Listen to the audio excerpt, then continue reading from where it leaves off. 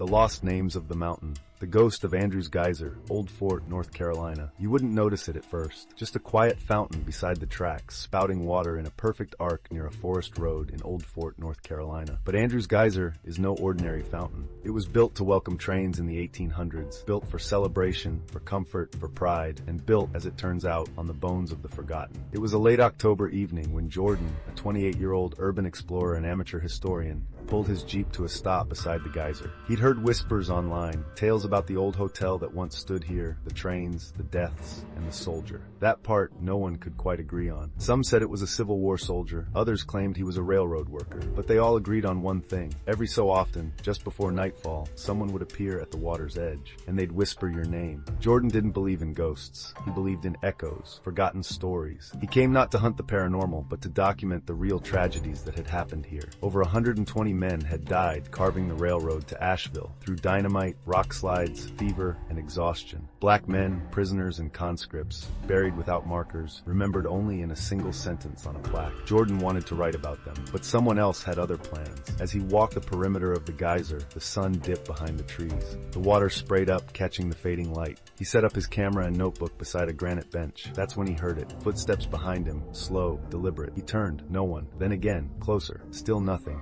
He laughed nervously. Birds, deer, nothing spooky here. But when he turned back to the geyser, someone was standing across the water, tall, pale, wearing a tattered gray coat, not moving, just watching. Jordan squinted, confused. "Hey," he called out. "You okay?" No answer. He took a step forward, and in that instant, the geyser's arc suddenly shifted, spraying violently to the side, drenching his camera, knocking over his notebook. By the time he looked back, the man was gone. Jordan packed up quickly, but when he got home and opened the notebook, the last page had writing he hadn't put there. 3 words, scrawled in soaked ink. Not them. Me. He tried to shake it off, but the next night he returned, this time with names. He read them aloud, those 120 lost railroad workers sourced from archived documents, one after another, as the wind stirred the leaves and the geyser hissed behind him. But with every name the forest grew quieter and colder, until on the 87th name, a voice behind him whispered, "You forgot mine." Jordan froze. The voice had a rasp, not young, not old, sad. He turned, and there he was again, the man in the gray coat. Closer this time, face more visible,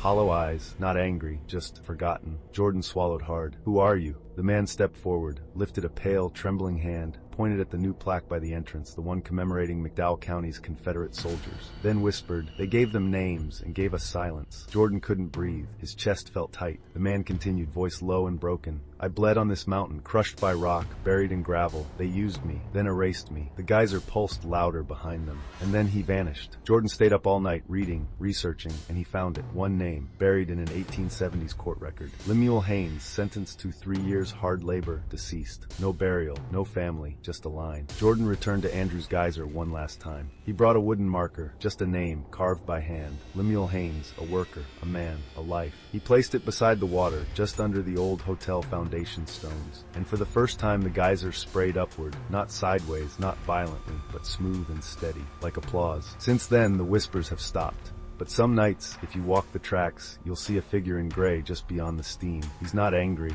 he's just remembered.